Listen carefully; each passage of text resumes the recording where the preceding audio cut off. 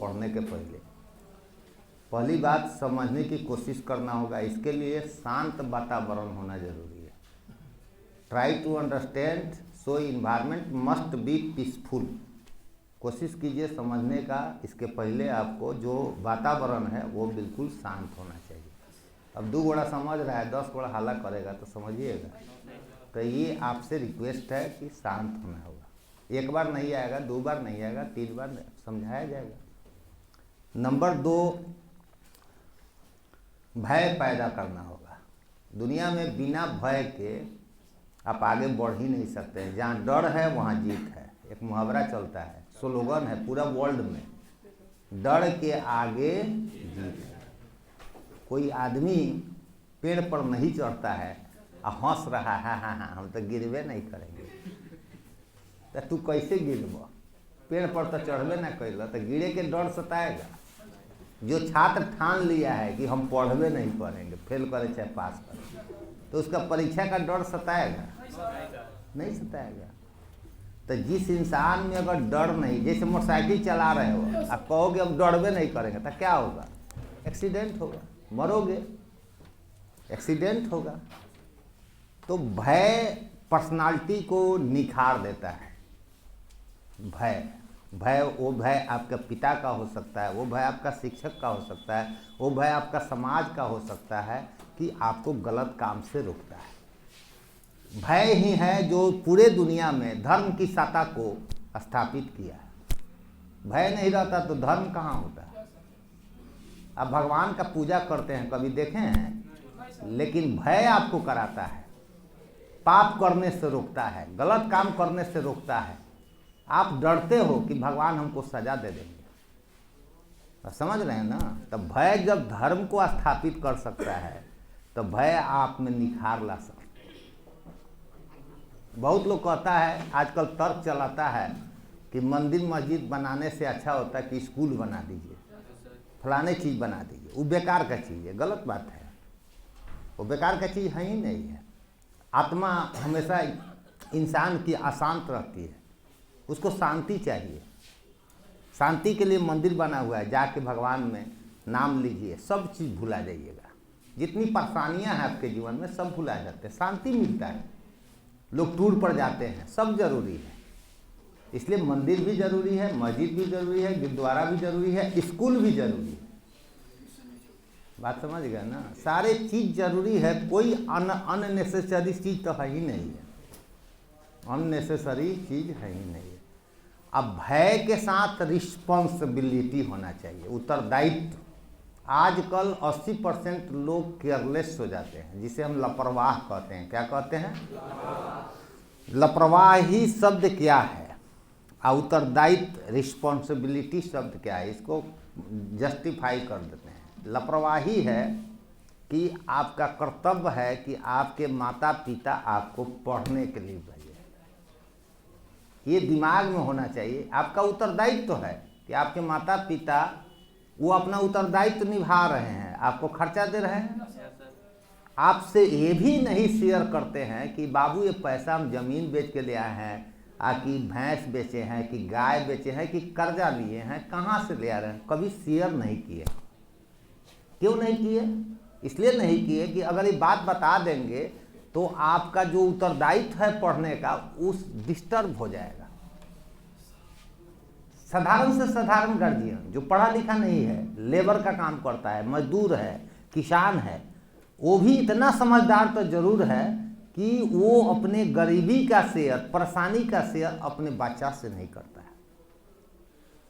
लेकिन आप में वो उत्तरदायित्व नहीं आया, थोड़ा भी नहीं सोचे कि हमारे पिताजी किस काम के लिए भेजे। जिस दिन समझ लीजिएगा कि ये मेरा उत्तरदायित्व है, उस दिन आपके पर्सनालिटी में निखार आ जाएगा, निखार आ जाएगा।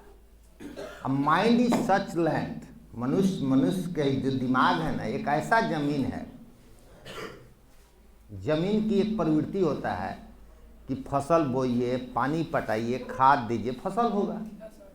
अगर कुछ बो भी नहीं रहे हैं तो जमीन खाली थोड़े रहेगा, उसमें खल पुआल फलानवा चिलनवा जाम जाएगा, गंदा इतना पड़ती पड़ जाएगा, क्योंकि जमीन की प्रवृत्ति है, कुछ ना कुछ उपजेगा।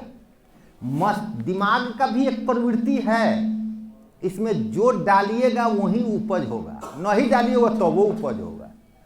नहीं डालिएगा तो निगेटिव आ जाएगा, सोच क्या आ जाएगा, निगेटिव। और डालिएगा तो सोच पॉजिटिव आएगा। इसको अगर खाली भी रखते हैं तो वो सोचेगा। इसीलिए man is a social animal, और अरिस्टोटल ने कहा था, अरस्तु ने कहा था कि मनुष्य एक सामाजिक प्राणी है। समाज में नहीं रहेगा तो वो दैत्य बन जाएगा। दैत्य का मतलब क्या होता है, दानव। गलत गलत प्रवृत्ति उसमें समा जाएगा, समझ गया ना।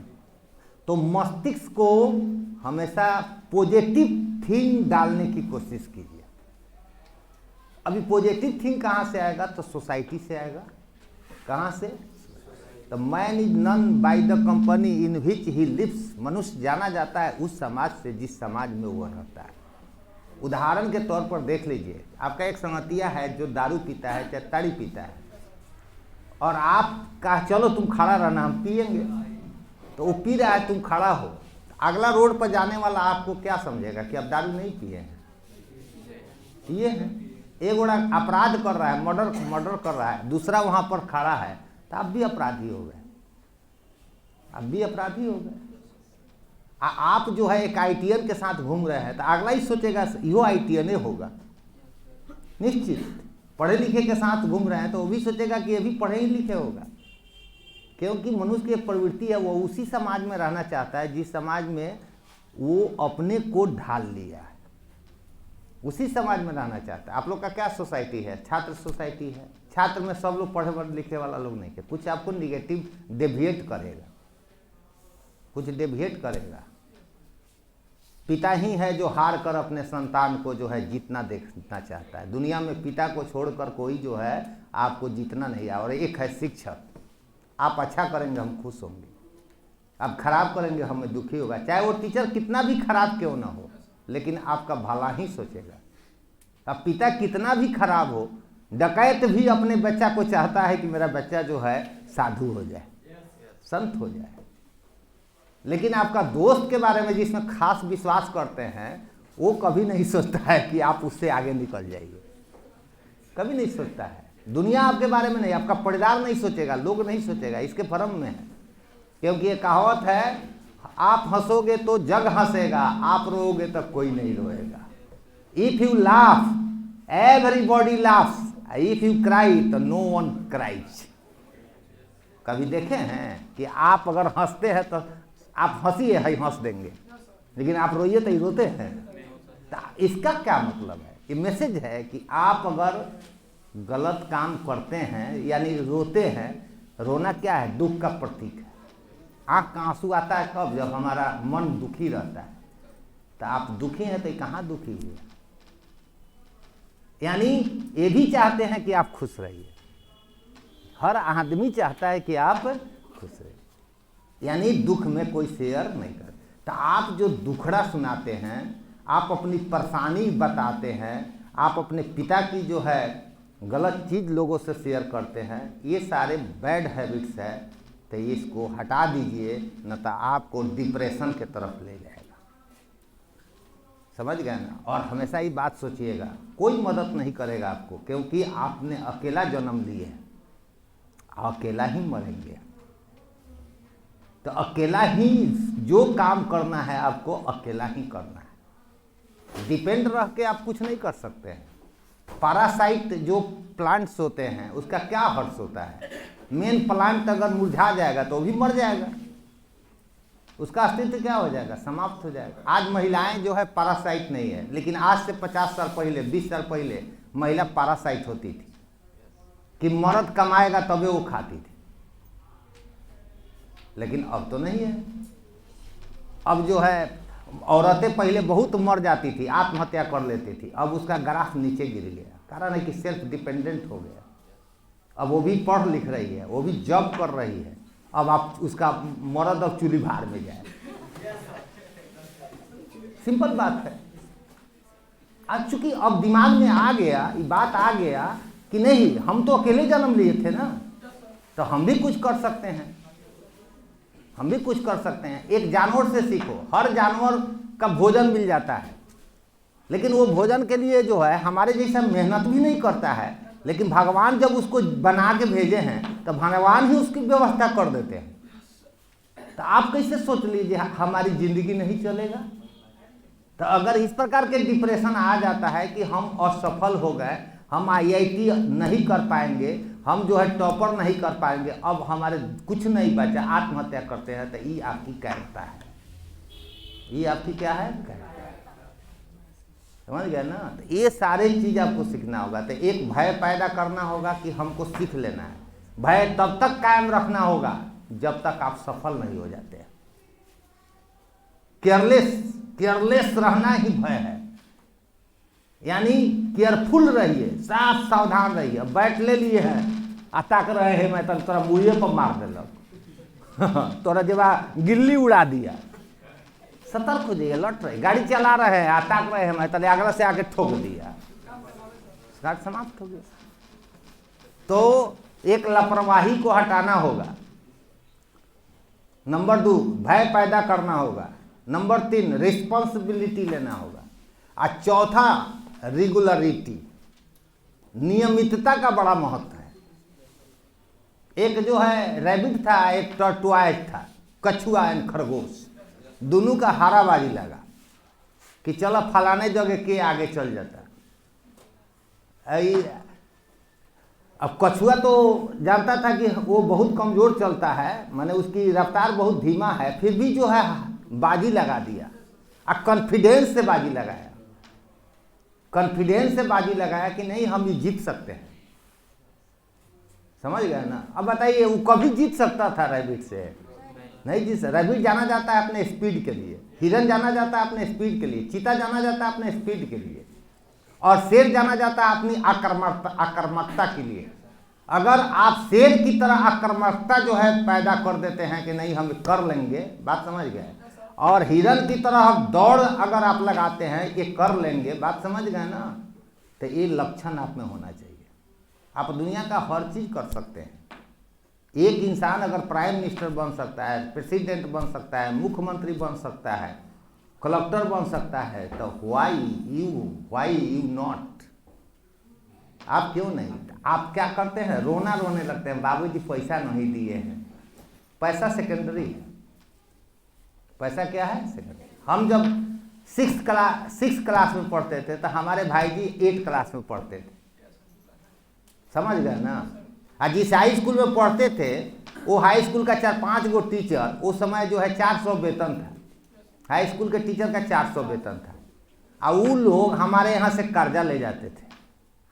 ठीक है। उसके बाद सुन लीजिए, जो हाई स्कूल बना था ना उसमें हमारे बाबूजी का भी बहुत योगदान था। वैसे पहले फूस का बना था, तो बांस देने में, फूस देने में सरकारी जमीन पर बना था, जिसका नाम था जहिंगरा सर्वोदय हाई स्कूल जहिंगरा। तो हमारे भाई जी कहे कि 3 किलोमीटर 4 किलोमीटर स्कूल है, हम तभी स्कूल जाएंगे जब हमको साइकिल खरीदाएगा, नहीं तो नहीं जाएंगे। तो हमारे बाबूजी से वो डरे तो कह नहीं रहे थे, तो कुछ लोग कहलक, जैसे हमारी माँ कही कि साइकिल खरीद दीजिए ना तो स्कूल नहीं जाएगा। तो बाबूजी कहले कि ओ हमारा पास तो 4 गो नौकर बा, इससे स्कूल नहीं जाएगा तो अच्छे हो जाएगा, एगो नौकरवा हटा दिलम बउआ, अब खेती बाड़ी कर। तो हमें भय पैदा हो गया, आई दादा अब हम मांगेंगे तो हमें को ये का बस चुपचाप 4 किलोमीटर घोड़ा लेखन जाते थे, घोड़ा लेखन आते थे, घोड़ा लेखन जाते थे। आप समझ गए ना। तब बाबूजी को लगा का आज ये तो बहुत पढ़े में तेज बा। तो एगो टीचर हमारे स्कूल में थे, तो वो बोले कि उनका नया ज्वाइनिंग हुआ था, बोले कि 2 साल के बाद हमें में से रिटायर करे वाला बा, नहीं थोड़ा बूढ़ हो गए थे, पूजा पाठ तनी एगो जगह खोजा जहाँ हम आराम से पूजा पाठ कर ली। तो हम कहनी जे चलो बाबूजी से कहता नहीं कहीं रख लिया तो हमारे पढ़ाई लिखाई हो जाएगा। तो बड़ी डरे बतुआई नहीं कि एगो टीचर के ले लिया रख लो तुम पढ़ लेना। और वो टीचर के बाटे 8 बजे तक, सुबह 6 बजे बैठा देता था, 8-9 बजे पढ़ाता था। अब पूजा पाठ करता था तब कहता था अब खाना खा, हम खाना खाता है। रास्तों भर जाता था पैदल, या रास्तों में पढ़ाता था, आता था तब वो पढ़ाता था। इतना भय पैदा कर दिया। अब समझ गया ना। तो कहने का मतलब है जब गार्जियन देख लेंगे कि नहीं आप बहुत पढ़ने वाले हैं, तो अपना किडनी बेच सकते हैं, अपना खून बेच सकते हैं, क्योंकि आपके जीत के लिए वो दुनिया का हर चीज़ हार सकते हैं। हर चीज़ हार सकते हैं। तो ये बात देखिए, तो हम जो है पढ़ना शुरू करें। हमारे भाई से नहीं पढ़े तो वो आत्महत्या थोड़े कर लिए। आज के डेट में अभी सरपंच बने हुए हैं, सरपंच बस तीसरा बार बन गए। तो कहने का मतलब दुनिया में बहुत सारा एस्पेक्ट है जहाँ आप अच्छा कर सकते हैं। ज़रूरी नहीं है कि आप जो है बहुत बड़ा। आप पहले सोचिए, आप फ्रस्ट्रेट हो जाते हैं कि हमारा नौकरी नहीं लगेगा, तो जितने लोगों से मोतिहारी में पढ़ते हैं 400 लोग होगा टीचर लोग, ये लोग का कौन नौकरी लगा है? खुद सोचिए, कौन नौकरी लगा है? नहीं लगा है। अब उन लोग का जो है 3 ताला मकान हो गया। तो आप ये बात क्यों सोचते हैं कि हम वो नौकरी लगेगा तभी जीवन चलेगा? कैसे सोच लिए? आप किसी भी चीज़ में अच्छा कर लो, क्रिकेट खेलने में अच्छा कर लो, फुटबॉल खेलने में अच्छा कर लो, नाचने में अच्छा कर लो, गाना गाने में अच्छा कर लो, ट्यूशन पढ़ाने में अच्छा कर लो, एक विषय जान लो, तुम कभी जिंदगी में भूखे नहीं मरोगे। कभी तुम भूखे नहीं मरोगे। हर काम में प्रतिष्ठा है सिवाय गलत काम करने के। गैर कानूनी काम छोड़ के दुनिया का कोई काम करोगे तो वो अच्छा होगा, इंस्पिरेशन बनेगा, प्रेरणा बनेगा, उससे आप अच्छा बढ़ सकते हैं। समझ गए ना? अब एक बार की बात है कि मैट्रिक का एग्जाम हुआ था। उस समय मैट्रिक के बाद एथी का एयरफोर्स का जॉब होता था, रैली बहाली। फॉर्म निकलता था, फॉर्मवा लेके जाके हम लोग को वहाँ पर ले जाना था और रैली बहाली फॉर्म और भरना नहीं रहता था। हम फर्स्ट ईयर में पढ़ रहे थे, 11th का 11 12 दोनों साथे था उस समय में। तो हम पढ़ रहे थे, तो हमारे को संगतिया का लगना हमारा एयरफोर्स में जाएगा, बस चलो तू। तो हम लोग बिहटा चले गए, वो छटा गया, हमारा हो गया, हमारा नौकरी हो गया। अब नौकरी हो गया, हमारा बिल्कुल मन नहीं था, लेकिन मन किया कि नौकरी हो गया तो छोड़ा कैसे जाए। तब चल गए बेलगांव ट्रेनिंग करने, और ट्रेनिंग था 9 महीना का। अभी 3 महीना हमारा ट्रेनिंग हुआ, तले हमारे पिताजी मर गए। हम अनाथ थे। बात अब समझ गए ना? मैट्रिक पास किए, पिताजी मर गए, अब PhD किए। हम अपने से कमा के अपने पैसा से PhD किए। समझ गए ना? तो वहाँ से अब 2 ही ऑप्शन था, ट्रेनिंग में से अगर भागते हैं तो आप नौकरी आपका खत्म, और नहीं तो पिताजी को देखना नहीं चाहते हैं तो नौकरी कीजिए। तो हम बहुत गुना भाग किए कि अब पिताजी तो नहीं मिलेंगे, नौकरी तो बहुत मिल सकता है। तो हमने नौकरी को छोड़ दिया। ट्रेनिंग पीरियड था, हमारा नौकरी खत्म हो गया, हम चले आए। तो अगर हम नौकरी करते तो खूब होता, तो एगो छोटा सा घर बना लेते,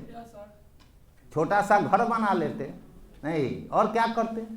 लेकिन हमने हार नहीं माना। अब हमारे संगतिया लोग सब लोग रिटायर कर के आ गए। कितना दिन हो गए, कुछ लोग तो मर भी गया। एयरफोर्स का नौकरी उस समय 20 साल का ही था। तो एक गाड़ी अगर छूट जाता है ना, तो समझ जाइएगा कि बड़ा गाड़ी आपके लिए तैयार है।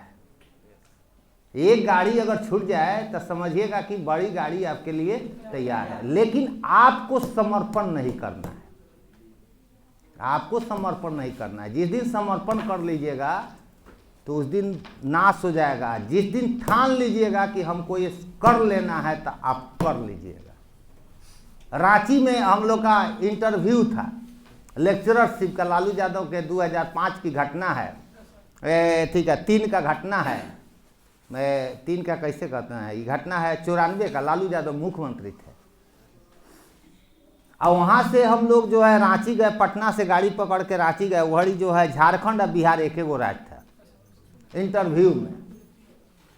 इंटरव्यू में गए, शकील अहमद थे, और प्लस जो है इकबाल हुसैन थे, हम थे, बहुत लोग थे। तो लालू यादव उस समय में क्लियर जे बाटे मुस्लिम और यादव, मैंने बहुत 2 MY समीकरण बनाए थे, उसी को नौकरी देना था उनको।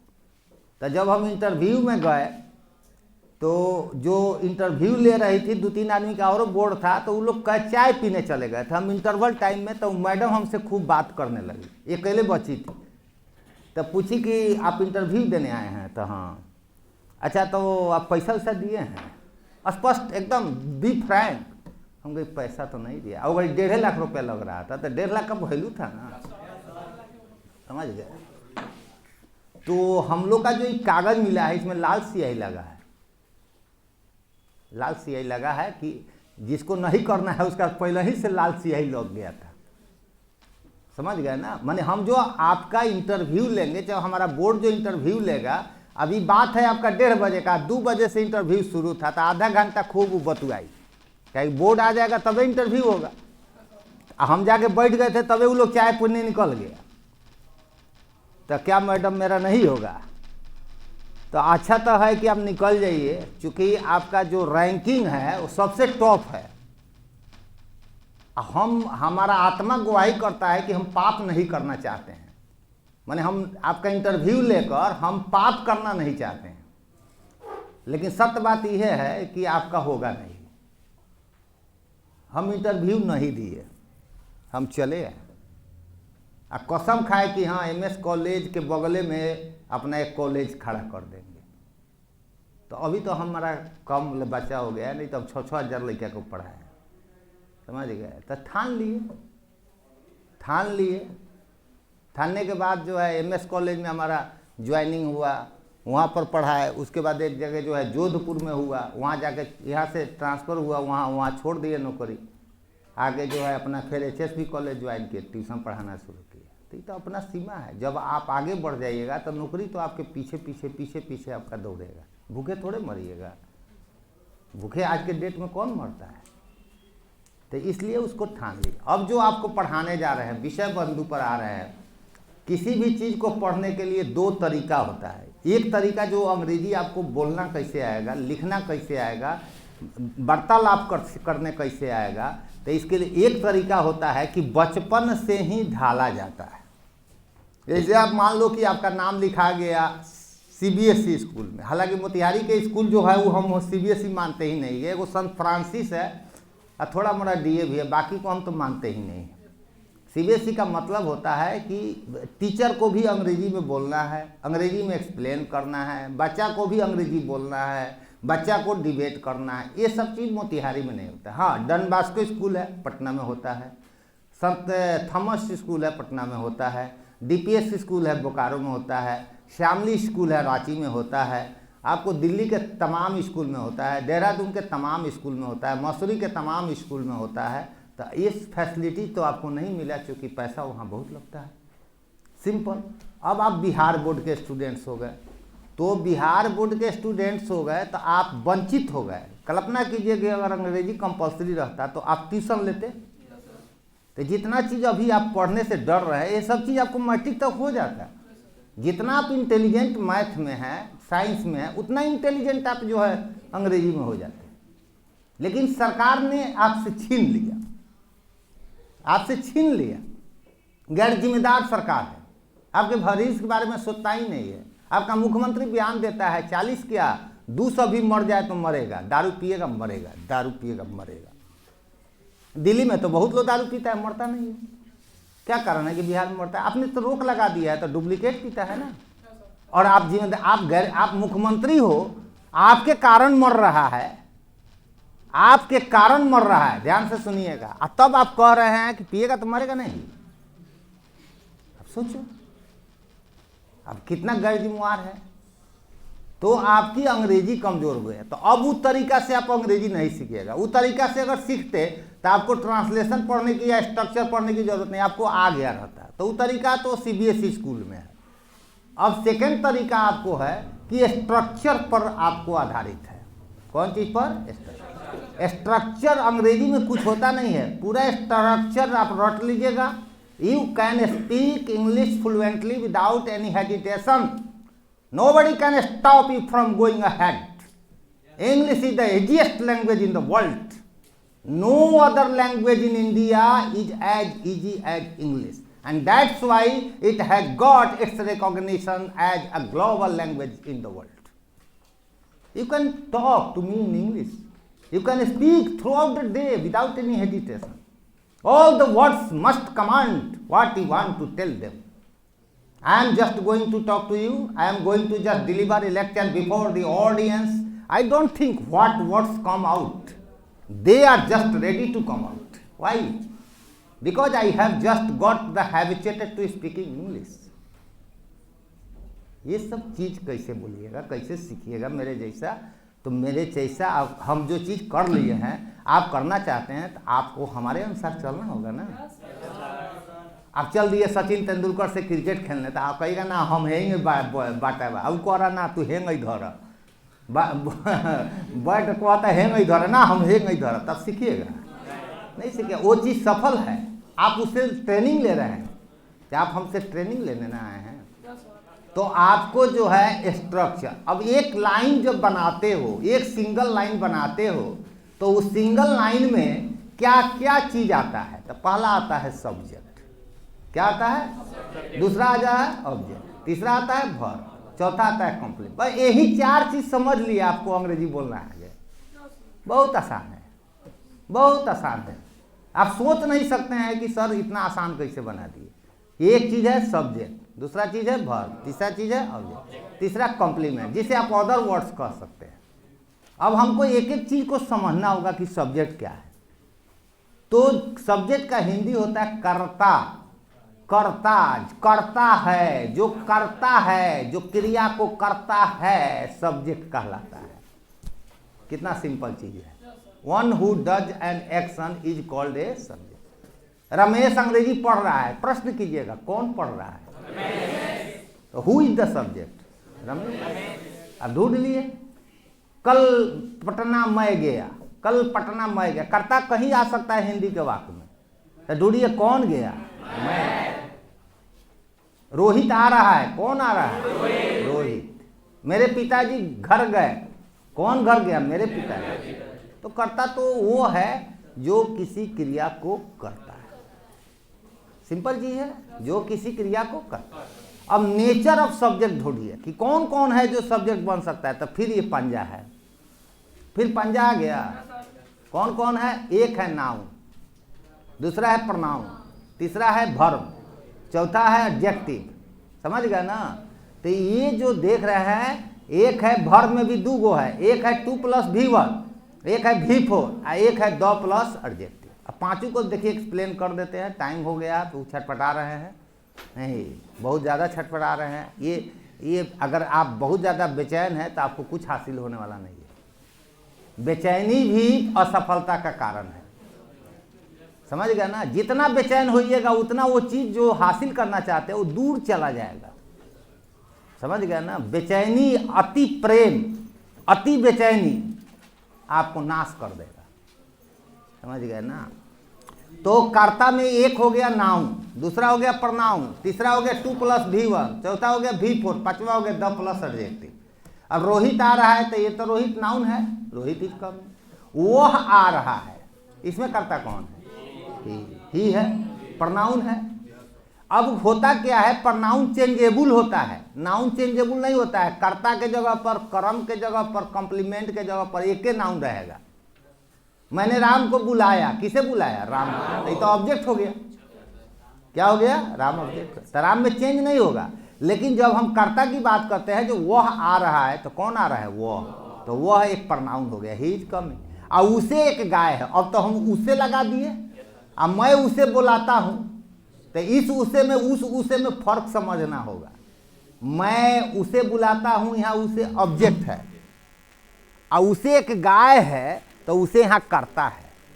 तो प्रोनाउन चेंज होता है। जैसे ही आएगा कर्ता के रूप में तो ही में आएगा ऑब्जेक्ट के रूप में। तो ही है जे काउ, यहां पर ही क्या हो गया? सब्जेक्ट। आई कॉल्ड हिम, तो हिम हो गया। नाउन चेंज नहीं होगा लेकिन प्रोनाउन चेंज होगा। मैं पटना जा रहा हूं, कौन जा रहा है? मैं। अब मेरे पास एक घर है, अब कर्ता कौन है? मेरे। तो मेरे का अंग्रेजी माई होता है, तो माई लिख दीजिएगा, नहीं आई लिखिएगा। क्या लिखिएगा? आई। तो वो चेंजेबल है। अब आइए, पढ़ना अच्छी बात है, कौन अच्छी बात है? तो पढ़ना तो क्रिया है, तो क्रिया के 2 ही रूप जो है ना कर्ता में आ सकता है। वो कौन 2 रूप है? एक 2 + V1 और वर्ब का चौथा रूप।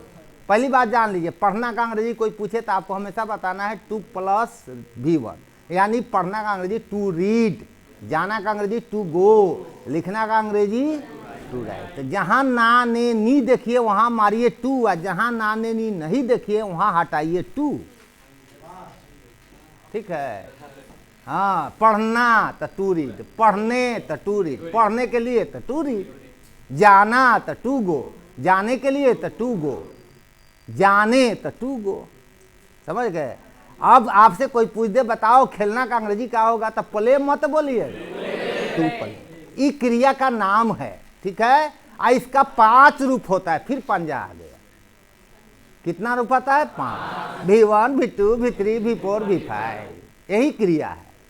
लेकिन 2 + V1 क्रिया नहीं है, वो क्रिया का नाम है। इन्फिनिटिव कहते हैं उसे, क्या कहते हैं? अब जैसे गो, वेंट, गॉन, गोइंग, गोज, ये क्रिया है। टेंस में इसका प्रयोग होता है, 2 + V1 का प्रयोग नहीं। मैं जाना चाहता हूं, इसमें वांट क्रिया हो गया। आई वांट, मैं चाहता हूं, क्या चाहते हैं? जाना, तो वो ऑब्जेक्ट हो गया, आई वांट टू गो। तो अब सब्जेक्ट के रूप में 2 + V1 का प्रयोग होगा। टहलना जरूरी है, टू वॉक इज नेसेसरी। अंग्रेजी पढ़ना जरूरी है, तो to read English is necessary. Cricket खेलना महत्वपूर्ण है, तो to play cricket is important. या वर्ब का चौथा रूप भी नाउन बन जाता है, चौथा रूप भी नाउन। टहलना जरूरी है, तो वॉकिंग इज नेसेसरी। क्रिकेट खेलना जरूरी है, प्लेइंग क्रिकेट इज नेसेसरी। हंसना स्वास्थ्य के लिए अच्छा है, तो laughing is necessary, good for health. यानी 2 + V1 अथवा V4 का प्रयोग भी कर्ता के रूप में कर सकते। अब आइए विशेषण के रूप में। गरीब आ रहे हैं, मैं गरीब हूं, आई एम पुअर। आप धनी है, यू आर रिच।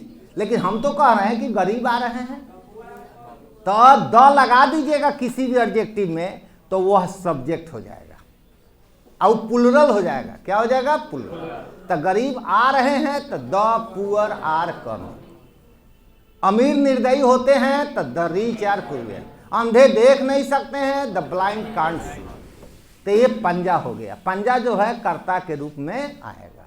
अब आइए कि कर्ता जो होता है उसके बारे में सोचेंगे कि एक शब्द का हो सकता है, एक से ज्यादा शब्द का भी हो सकता है। अब आप कह रहे हो रोहित आ रहा है, तो एक आदमी आ रहा है, रोहित आ रहा है। अब कह रहे हो नहीं, रोहित के पिताजी आ रहे हैं, तब 2 शब्द का हो गया, रोहित फादर इज कमिंग। तो कर्ता अगर 2 गो 3 गो 4 गो हो गए, तो चारों को एक ही जगह बैठाना है। चारों को, अब 4 गो मुख्यमंत्री के बोला ले, तो चारों को एक जगह बैठा। 3 गो MP के बोला ले, तो तीनों को एक जगह बैठा हुआ। तीनों का महत्व बराबर हो गया ना। राम और मोहन पटना जा रहे हैं, तो राम एंड मोहन, कर्ता इतना हो गया, कर्ता इतना हो गया। आपका जो विशेषण है वो आपके साथ रहेगा। जैसे देखिए, खड़ा हुई खड़ा हुई है, इनका कह रहे हैं आप खड़ा हुई, ये खड़ा हैं, तो इनके साथ कौन कौन खड़ा हो गया? इनके साथ टोपी खड़ा हो गया। नहीं, टोपी भी तो, उसमें भी तो गति आ गया। नहीं, हर चीज इनके साथ खड़ा हो गया। तो आप कह रहे हो बैठ जाओ, एक लड़की आ रही है, तो एक लड़की कर्ता हो गया। आप कह रहे हो एक सुंदर लड़की आ रही है, तो लड़की का विशेषता सुंदर हो गया ना। सुंदर को उसके पहले लिखना पड़ेगा, ब्यूटीफुल गर्ल इज कम। अब बहुत सुंदर लड़की आ रही है, तो very beautiful girl is come. यानी जो विशेषण होगा नाउन का, उस विशेषण को पहले रखकर जो है कर्ता बनाना होगा, हाँ, नाउन के पहले। ये जाओ कल पर है।